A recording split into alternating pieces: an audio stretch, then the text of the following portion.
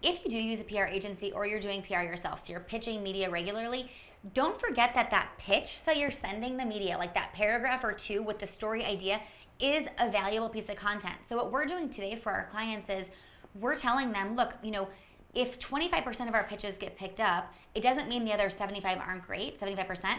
So we actually share those pitches with them or with our SEO team, and we repurpose those into blog posts so smart. about that topic because we're already creating the content. So just think every little thing that you're doing to secure the end result, like all those steps along the way are things that you can use in some other way, shape, or form. I'm Shayna. I love dogs, I trip a lot, and I happen to have a knack for making pretty sweet videos for businesses. But the more videos we made, the more questions I got about how video and other content can be leveraged to make a bigger impact in their marketing. I mean, 44% of marketers say that producing content is their biggest challenge, yet content marketing is 62% less expensive than outbound and produces 3 times more leads. Now, I know a lot, but I certainly don't know it all, so I made it my mission to talk with content kings, queens, and bosses to learn as much as I could about crushing content marketing, and I'm taking you along with me. Welcome to the Content Coalition.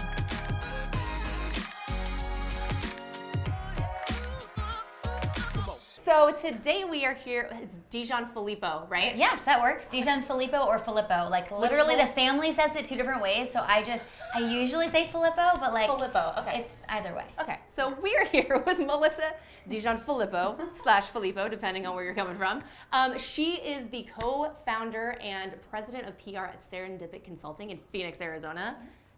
The other co-founder is a female too, right? She is, and she's amazing. She just walked by, she's like, what are you doing? And I'm like, I'm just being me. Just being me. Just hanging out with all the cameras. So you got a couple of awards last year. What was it? Female PR Person of the Year? I did, yeah, for Phoenix. So I was named top PR person in the Valley, which was really cool. Yeah, it was by Arizona Foothills Magazine, so that was fun. Yeah. And then I was a most admired leader by the Phoenix Business Journal.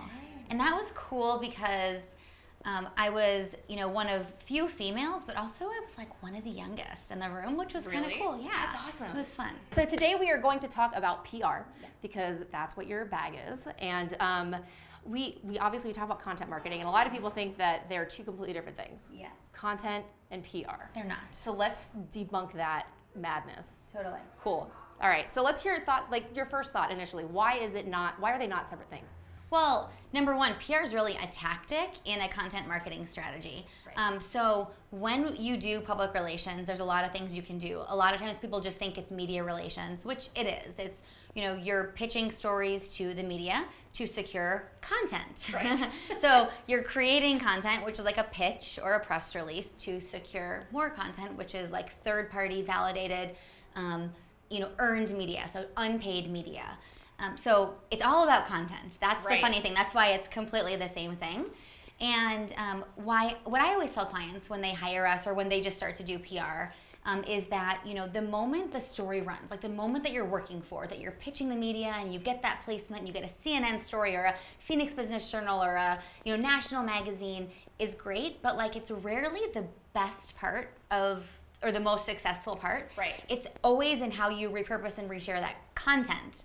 So it's like taking that one article that ran and putting it on your website, on your blog, then sharing that blog post on social media about the article, then putting it in your email newsletter, then maybe putting a video on YouTube about the article and talking about it. Right. There's lots of different ways that you can use that content, and that helps with your SEO. It helps with your just whole content strategy.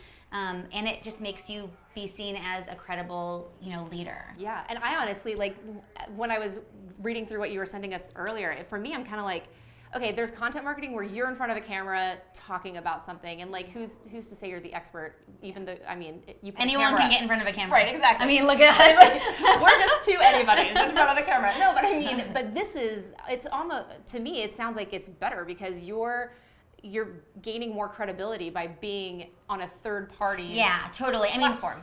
There are stats that show that earned media, so when a publication or an news outlet covers you, the consumers do buy that as more credible than an ad or a Facebook ad or even a blog on your website, because they know you're producing and controlling that content. So when you can get that earned media and then you can repurpose the heck out of it, that is crushing it. That is going to work in your favor, and it's so funny because maybe this is going off topic, but people they struggle with PR being like measurable and credible, which is weird to me because if you're taking that third-party content and posting it on your website and then tracking, the visitors to your website, or even like if you can repurpose it now, it's like you're tracking the success of PR. So it can be the most beneficial and most credible form of marketing that you do. Yeah, and that goes along with like the things that I used to tell people when I was just doing video production. It's like, yeah, the one time when you're in front of the camera and like in PR and you're doing the PR piece, that's great. Totally. But all of the stuff you're going to get out of it comes in how you use it later. And it's the same thing with any kind of video blog, any kind of media you do in general. You need to have a game plan for it. Totally. Yeah. Otherwise, like, why? Yeah, and I think a lot of my clients want like video content. They want to be like on the local news, or I guess maybe they want to be like bigger, like national news, let's say. But you have to start somewhere, which So like a lot of times we have to get them all these like smaller local news placements in order to get them the national stuff, and they don't always see the value. They're like, well, my customer isn't watching Channel 5 in the morning. They're watching CNN. And what I tell them is you're getting this third-party video content that like you literally cannot buy for yourself. It's so hard unless it's a straight ad, which you can buy and it's not credible. Sure. But the fact that your customer is not watching like Channel 5 in the morning doesn't matter. The fact that you had this video content, you put it on YouTube, you put it on Facebook, you put it on your blog, you put it on your website, you send it out in an email marketing, and then you build a media reel of all of these local media clips that you can then show to national media.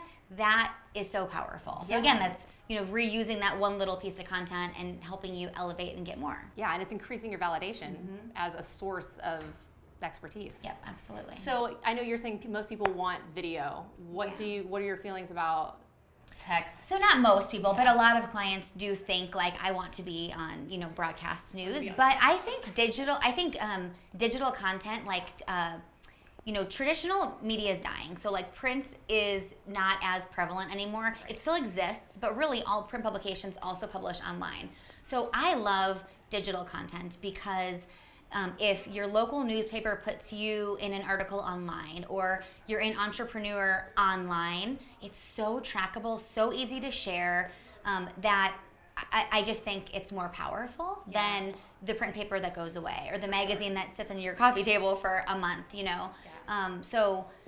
I think clients are wanting both. I just think digital pieces are easier to repurpose and reshare. Yeah. How are people repurposing like digital articles? Yeah.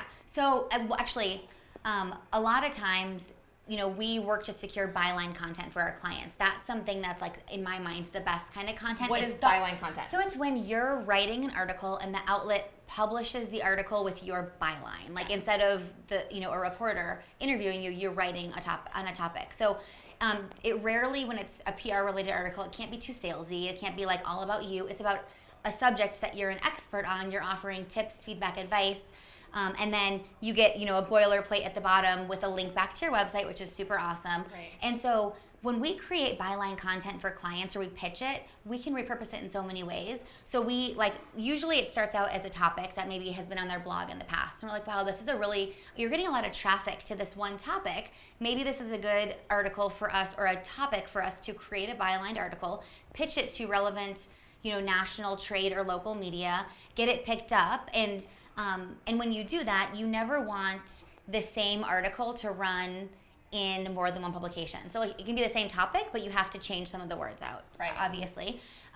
So then all of a sudden it runs in an outlet and then you reshare it on social media, you put it in your email newsletter, on your website you can show that you've been featured in XYZ publications. Yeah. And that's super powerful. And it all started with maybe a blog topic that you had on your website. So tell me if it's similar or if I'm missing the boat. So it's similar to guest blogging on like large, is it kind of the same thing? Exactly the same thing. It's just typically with a traditional news outlet, it's called, you're submitting a bylined article. And then in those, you can be really smart about the links you include. Yeah. So to make sure you get those links back to your website or wherever you want them to go. We've gotten a lot of clients, regular contributed content in like Inc., for example. Yeah. Chris Ronzio, I think you know him. We helped him get his Inc. column online, and that's by showing that he could contribute a lot of content regularly that was thought leadership driven around, one main overarching topic. And now he's repurposing the heck out of that content. And you see it in his Instagram stories when he's writing about it, when he's, trying to come up with new topics. When it publishes, he shares it, and it's really cool. Yeah, content is crushed for him. I actually he's going to be a guest. Oh, good. Yeah, and he was saying that without his content, people are stopping him in other states because they see his Instagram stuff or the train wheel stuff. I think it's pretty cool. Yeah, that's great. So how did you get into PR? I always wanted to be a writer, which is so funny because it is a big part of PR.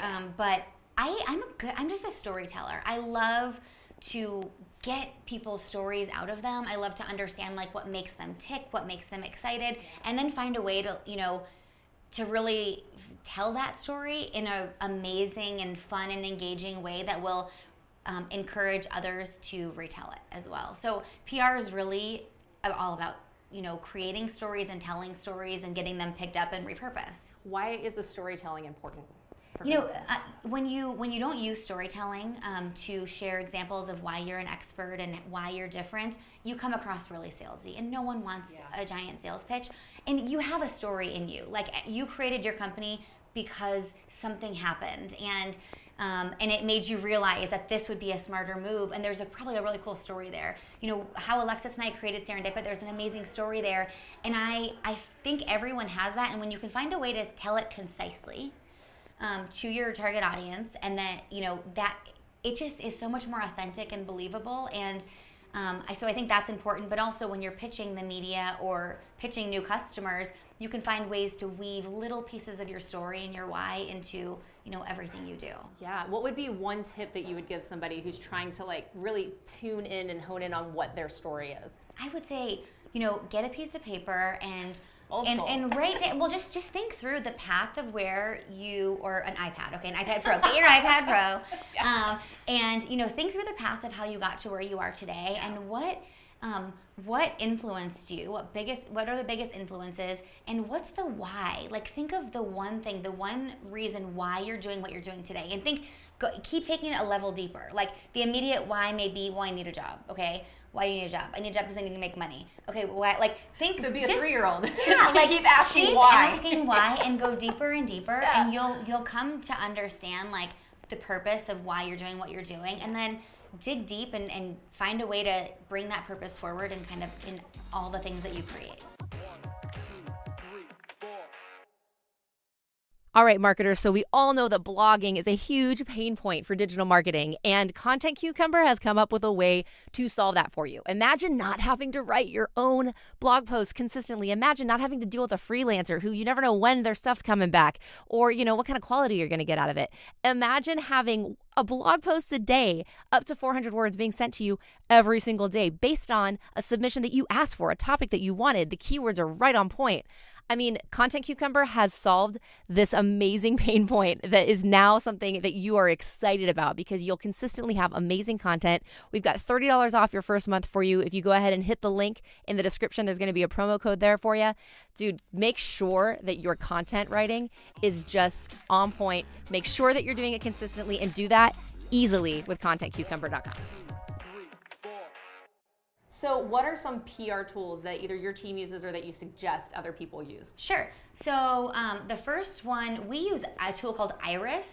It's a technology platform that allows you to track your media relations efforts. So all of the pitches that you're sending to media, the responses and the results. It's a great tool for teams. So if you have a PR team internally, it's awesome. Even a corporation who wants to do PR, that's a great one. Cision is a really great tool that has media contacts. It's a database. It's expensive. Cision, how do you spell that? Cision. Okay. So it's a media database you can subscribe to, and you can literally type in a reporter's name or an outlet's name and find the best media contact to reach out to. And then the last one is PR Web, only because it's inexpensive relatively, and it's a great tool for SEO for PR. So if you write a press release, you've already pitched it, you've secured a couple of things, you want it to go further, putting it on PR Web will syndicate it out. It won't necessarily generate awesome earned media placements, but it will put that exact press release on a ton of websites, and it's $300 or whatever. Gotcha. You can get a subscription and get it for cheaper, but that's the cost per. Gotcha. So with Cision, going back, I know that one of the, maybe a misconception, but it's a perception that I know that I've had in the past, is that if you don't already have like elbow to elbow relationships with all of these PR firms, that it's just ridiculous to even try because you're not going to ever get picked up on anything. Is that the case? Is that No, and it's not the case at all. But it is not easy to get stories picked up, and it's not about not having a relationship, because really the media is changing every single day. Like, it's shrinking. Right. You know, so reporters are doing more and more jobs, so they need PR people or they need someone pitching them ideas. The real struggle is not the contact, it's in how you formulate your pitch. If you don't read the person's content that they're producing, they get super annoyed. If you pitch them an angle that's totally off topic, if you draft a 2-page email all about you and the fact that you, like, nothing about them and their audience, it's all about knowing how to sell your story. Yeah. That's the hard part. The hard part isn't the contact and the relationship. Certainly, like, building relationships can help. Right. But it's not the be-all, end-all. Anything that you think is completely, like, overlooked consistently in content marketing, PR, anything like that? Yeah, I mean, well, I think I can give a tip that I think is relatively new, or it's not new, but people aren't doing it, and I think they should be. Let's hear it. So if you want to be an expert source, and like you want to get tons of content out there, and you want to be picked up by national media, one of the things I would do is start your own IGTV channel, and don't be afraid. So like, start it and start talking, you know, daily or weekly, whatever you can do, about the things that you are an expert in. Share tips, you know, share commentary on national and local happenings, how it affects your business, how it affects your life. Be authentic. Yeah. And that, essentially, you're building a reel of your expertise. You'll get more and more comfortable the more you do it, but that's something that you can reshare. And the cool thing is, now national media outlets are watching these channels. Are they? They're paying attention. So if you can build up enough of a following for yourself, and you can be authentic and real, and, you know, show your expertise, they're paying attention. And even if you don't proactively submit yourself, which I recommend you do, but even if you don't, there's a chance that, you know, if you're doing it the right way, you could all of a sudden, you know, get a call from this perfect target media that you can be an expert source on, and get that, you know, awesome PR win. Yeah, so IGTV is a new thing for me too. Mm-hmm. So I even have questions that, I mean, are there best practices for, I mean, obviously be authentic, but is there best practice in like length and like topics and how you shoot it? Like, is it supposed to be the whole selfie thing? Is it actually like cameras? I think it's preference. I mean, I know 10 minutes is pretty much the max they allow most people to film, unless you're like a super, you know, Instagram celeb. I think they allow you longer. I don't know the exact stats yet, but 10 minutes is average, and I prefer the selfie angle because I think it looks more authentic. I've seen it go both ways. From a best practice, I would say do what makes you look and feel the most comfortable. I don't think it's like IGTV should be used to like sit and do an interview like this, because I don't think it feels like the same as you sitting and talking to your target audience. Like, remember that it's like you're sharing insight with this core group of people who are watching you and following you, and you should keep it that way. It shouldn't be highly produced. Like, you don't need it to be fancy. It just needs to be you being comfortable in front of a camera and like talking to people. Awesome. I love that. Yeah, that's you're the first person who's brought up the IGTV. Oh, well, there we go. Hey. I'm a trendsetter. Is there any, I mean, you just like value bombed the hell out of this episode. So is there anything else that you feel like you want to talk about, or that you think that people should know about PR? Well, so one other just tip I was going to share at some point, if possible, is if you do use a PR agency or you're doing PR yourself, so you're pitching media regularly, don't forget that pitch that you're sending the media, like that paragraph or two with the story idea, is a valuable piece of content. So what we're doing today for our clients is we're telling them, look, you know, if 25% of our pitches get picked up, it doesn't mean the other 75 aren't great, 75%.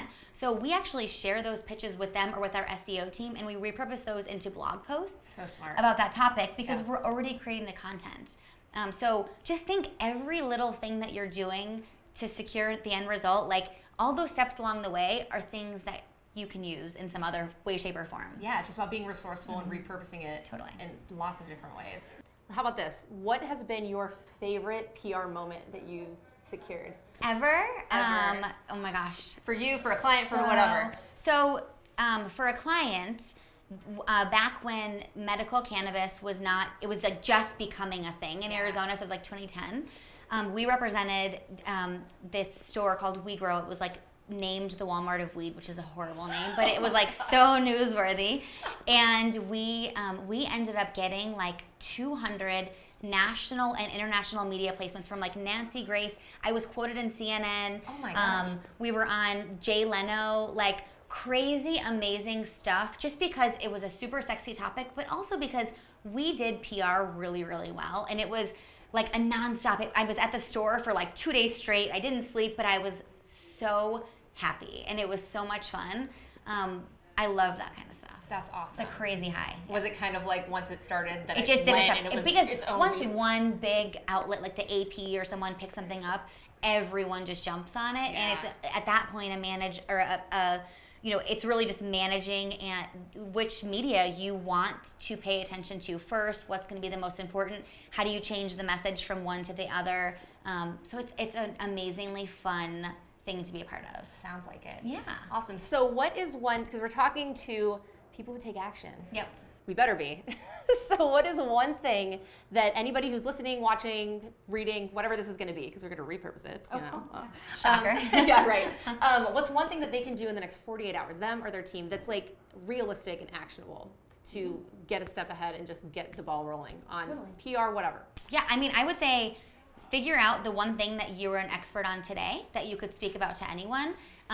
Find, that one thing, draft a two-paragraph pitch about why you are the expert on this topic and maybe your view on a current happening in that space, and send it to one reporter. Like, just try it. Find a reporter in your local market, your national, a national contact, and just see what happens. I love that. Mm-hmm. The hardest part is just starting doing it. Just doing it. Yep. So just do it. Yeah. Awesome. Great advice. Well, thank you so much. Yeah, this thanks has for been having awesome. me. I learned a lot. I'm sure everybody else is going to learn a ton. So I appreciate it. And yeah, thanks so much. Thank you so much for checking out this episode of the Content Coalition. Now, whether you're listening or watching, make sure that you subscribe to the YouTube channel and to whatever platform you're listening to it on, because you're not going to want to miss out on the incredible things that I'm learning with these amazing content marketing pros. So make sure you subscribe, and we will talk to you next week.